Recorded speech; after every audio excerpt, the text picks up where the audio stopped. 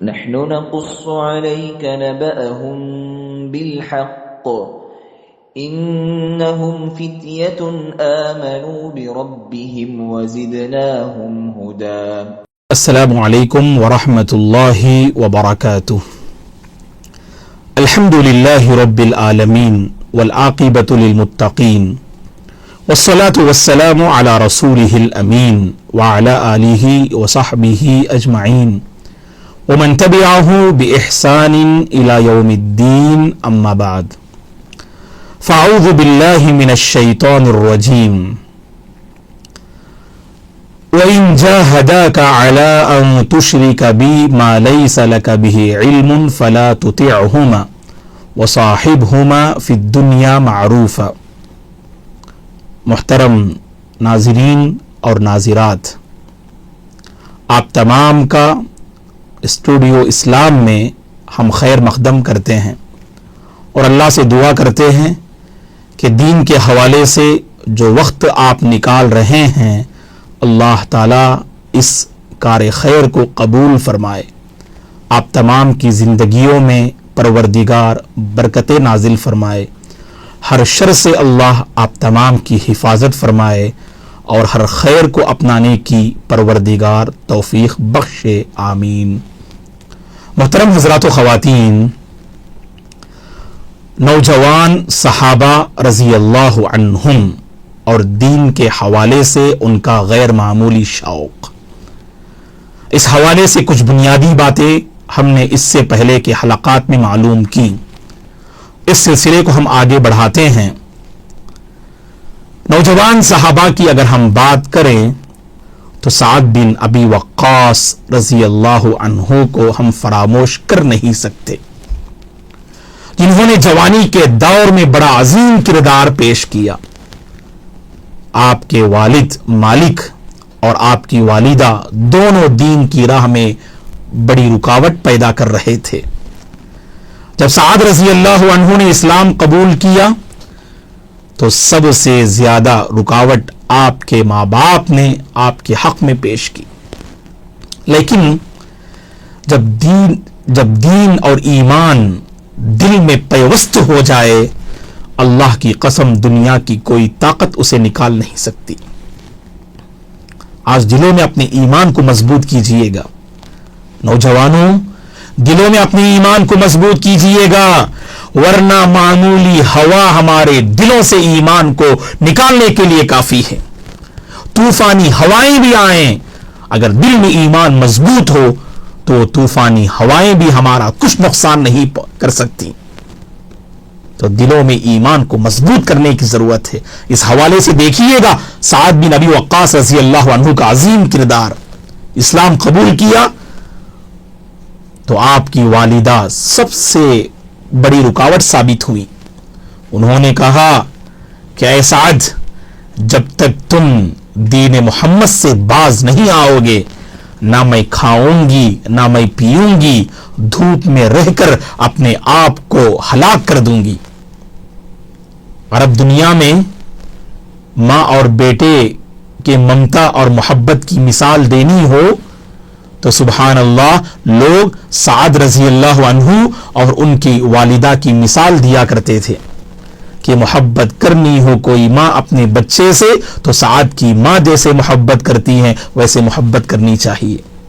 اگر کوئی بیٹا اپنے ماں سے ممتا اور اپنی ماں سے اگر محبت کرنا چاہے تو جیسے سعد اپنی ماں سے کرتے ہیں ویسی محبت کرنی چاہیے. لوگ مثال دیتے تھے ماں اور بیٹے کی اس محبت کو.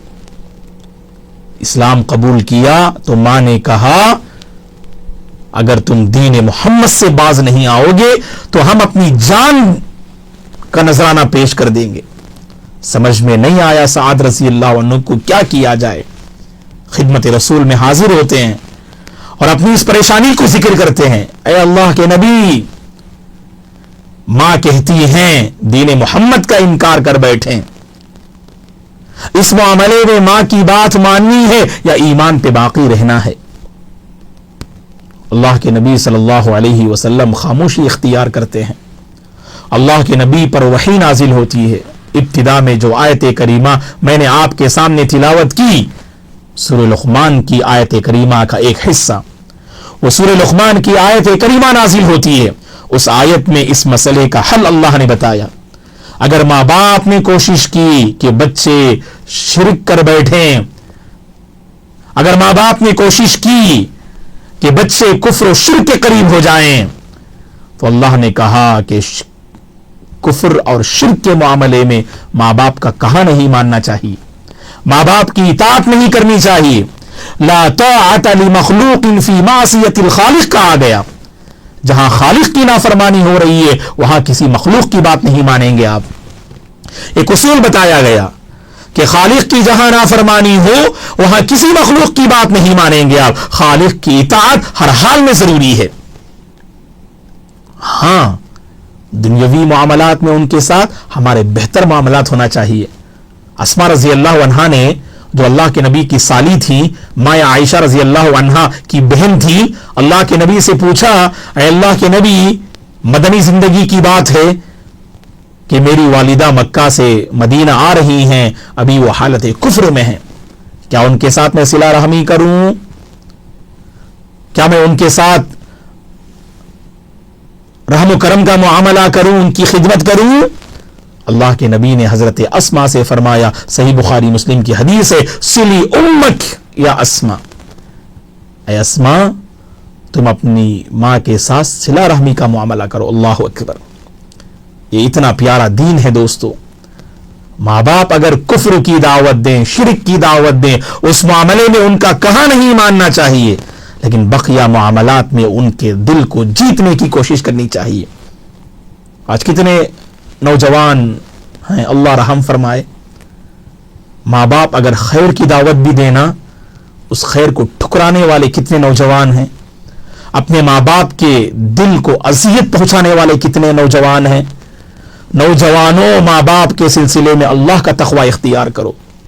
سعد رضی اللہ عنہ کے دل میں ایمان ایسا پیوست تھا، پھر بھی انہوں نے سبحان اللہ پوچھا اللہ کے نبی سے، ماں کی اتنی محبت تھی، اے اللہ کے نبی ماں کی بات ماننی ہے یا نہیں؟ اور جب آیت کریمہ نازل ہوئی تو جاتے ہیں سعد رضی اللہ عنہ اور اپنی ماں سے کہتے ہیں، تاریخی جملہ کہا سعد رضی اللہ عنہ نے اپنی ماں سے، اے ماں تمہاری ایک جان نہیں، اگر تمہاری 100 جانیں ہوں اور ان 100 جانوں کو بھی تم قربان کر دو، اللہ کی قسم میں دین محمد سے کبھی باز نہیں آ سکتا۔ یہ دین پر ثبات قدمی تھی سعد رضی اللہ عنہ کی۔ تو یہ کچھ مسائل ہیں دوستو۔ بعض نوجوان امی کہہ رہے ہیں، ابو کہہ رہے ہیں، جانتے ہیں یہ غلط ہے، ماں باپ جہالت میں ہوتے ہیں، ماں باپ کو علم نہیں ہوتا ہے، یہ آپ کی ذمہ داری ہے، آپ انہیں بتائیں، سمجھائیں، ان کے حوالے سے فکر کریں۔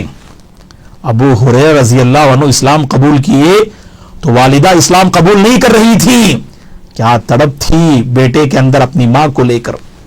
اللہ کے نبی کی خدمت میں حاضر ہوتے ہیں اور کہتے ہیں، اے اللہ کے نبی میں بار بار اپنی والدہ کو سمجھا رہا ہوں، دعوت دے رہا ہوں، وہ میری دعوت کو ٹھکرا رہی ہے، آپ اللہ سے دعا کیجئے گا اللہ تعالیٰ میری والدہ کے دل کو اسلام کے لیے کھول دے۔ اللہ کے نبی نے ان کی والدہ کے حق میں دعا فرمائی، اور دعا کا کرشمہ ایسا تھا، دعا کا کرشمہ ایسا تھا، ادھر گھر لوٹتے ہیں خدمت رسول سے، اور گھر کے قریب جب پہنچتے ہیں سبحان اللہ والدہ کو تیار پاتے ہیں، اور ان کی زبان سے سبحان اللہ کلمہ شہادت جو ہے جاری ہوتا ہے، وہ کلمے کا اقرار کرتی ہے۔ یہ نبی کی دعا کا کرشمہ تھا، اور حضرت ابو ہریرہ بیٹے کی تڑپ تھی، اس تڑپ کی اللہ کے نبی نے لاج رکھی۔ معزز نوجوانوں، اللہ نے آپ کو علم سے نوازا، اللہ نے آپ کو سمجھ دی، اپنے ماں باپ کو بھی سمجھانے کی کوشش کیجئے گا، اپنے ماں باپ کے حوالے سے بھی فکر کیجئے گا۔ وہ جہالت میں ہیں، وہ تاریکی میں ہیں، آپ تو روشنی میں ہیں نا، آپ کو اللہ نے توحید سے مالا مال کیا نا، اللہ نے آپ کو سمجھ عطا کی ہے نا، اس سمجھ سے اپنے والدین کو آپ محروم مت کیجئے گا، اپنے والدین کو بھی اس توفیق سے مالا مال ہونے کی کوشش جو ہے آپ کو کرنی ہے، اللہ سے دعا بھی کرنی ہے اور آپ کو اسباب بھی اختیار کرنا ہے، آپ کو ذرائع بھی ڈھونڈنا چاہیے اور اپنے ماں باپ کو کبھی نظر انداز نہ کرنا۔ دیکھیے آپ کہ دین کے سلسلے میں سعد نے رضی اللہ عنہ نے اپنی ماں کی بظاہر بات نہ مانی، لیکن ماں کے بڑے وفادار بیٹے تھے آپ، دنیاوی معاملات میں سبحان اللہ بڑے مضبوط سہارا تھے سعد رضی اللہ عنہ اپنی ماں کے حق میں۔ اسی لیے اللہ کے نبی حضرت سعد سے بہت راضی تھے، بہت خوش تھے، اور یہی وہ ایک عظیم صحابی ہیں جن سے اللہ کے نبی نے فرمایا یا سعد ارمی فداک ابی و امی، اللہ اکبر۔ ایک جنگ کے موقع پر اللہ کے نبی نے حضرت سعد سے فرمایا اے سعد تیر چلائیے، میرے ماں باپ آپ پہ قربان ہوں۔ پورے صحابہ کی جماعت میں صرف سعد بن ابی وقاص یہ وہ واحد صحابی ہیں جن کے متعلق اللہ کے نبی نے فرمایا، جن سے اللہ کے نبی نے فرمایا میرے ماں باپ آپ پہ قربان۔ کسی اور صحابی سے اللہ کے نبی صلی اللہ علیہ وسلم نے یہ الفاظ نہیں فرمائے۔ ہاں دیگر جو صحابہ تھے وقتاً فوقتاً خدمت رسول میں حاضر ہوتے اور اللہ کے نبی سے کہتے فدا کا ابی و امی یا رسول اللہ، اے اللہ کے نبی میرے ماں باپ آپ پہ قربان۔ سعد رضی اللہ عنہ وہ عظیم ہستی ہیں، وہ عظیم صحابی ہیں کہ جن سے اللہ کے نبی نے کہا میرے ماں باپ آپ پہ قربان ہو اے سعد، اللہ کی راہ میں تیر چلائی۔ اور آپ کو معلوم ہونا چاہیے سب سے پہلے اللہ کی راہ میں تیر چلانے والے یہی صحابی سعد بن ابی وقاص رضی اللہ عنہ ہیں۔ تو دیکھیے گا اسلام قبول کیا تو اسلام کی خاطر سبحان اللہ کچھ کر گزرنے کا حوصلہ اور جذبہ آپ کے اندر کیا تھا دیکھیے۔ تو اس میں نوجوانوں کو پیغام یہ ملتا ہے اللہ نے آپ کو جو صلاحیت دی وہ دین کے کاموں میں اسے استعمال کرنے کی کوشش کیجئے گا، آگے بڑھیے اور خیرات سے اپنے آپ کو جوڑے رکھنے کی فکر کیجئے گا۔ آپ کی پہچان خیر کی ہے، اسے مت بھولیے گا۔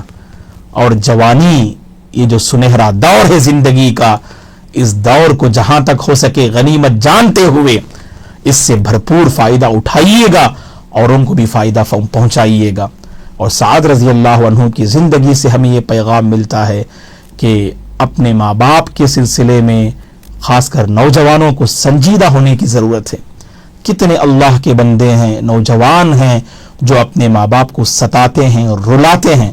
یاد رکھنا نوجوانوں، ماں باپ کی ایک آہ تمہارے فیوچر کو برباد کر دے گی، ماں باپ کی ایک آہ تمہاری آخرت کو بگاڑ دے گی۔ دنیاوی معاملات میں کبھی ان کے ساتھ بے وفائی نہ کرنا، دنیاوی معاملات میں کبھی ان کو دھوکہ نہ دینا، ان کے فرمانبردار رہیے، ان کے خیر خواہ رہیے۔ خود آپ بدلے ہوئے ہیں، سنورے ہوئے ہیں، اپنے ماں باپ کو بھی سنوارنے کی فکر کیجئے۔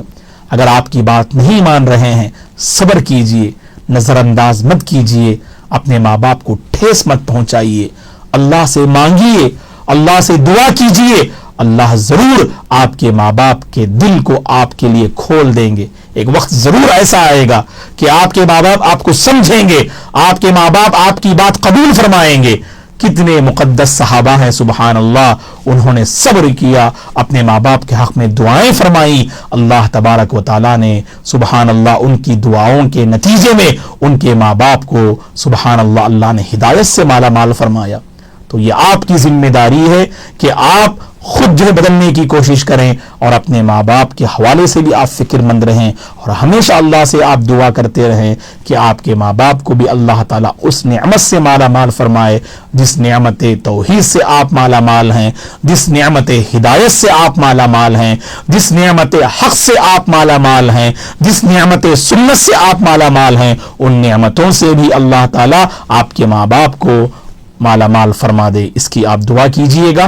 اللہ سے ہماری دعا ہے اللہ تبارک و تعالی ہم سب کے والدین کو سلامت رکھے، دین سے قریب رکھے، اور ان میں سے اگر دونوں یا ایک اگر انتقال کر گئے ہوں اللہ تعالیٰ ان کی مغفرت فرمائے، کروٹ کروٹ اللہ انہیں جنت نصیب فرمائے، اور جو ماں باپ بقید حیات ہیں اللہ تعالی ہمارے اپنے ماں باپ کو دیندار بنائے، اللہ تعالی ہمارے ماں باپ کو سلامت رکھے، انہیں صحت و عافیت کے ساتھ رکھے، ہر بیماری سے اللہ ان کی حفاظت فرمائے، آمین۔ اقول قولی ھذا واستغفر اللہ لی ولکم ولسائر المسلمین من کل ذنب فاستغفروہ انہ ھو الغفور الرحیم۔ شکریہ، والسلام علیکم ورحمۃ اللہ وبرکاتہ۔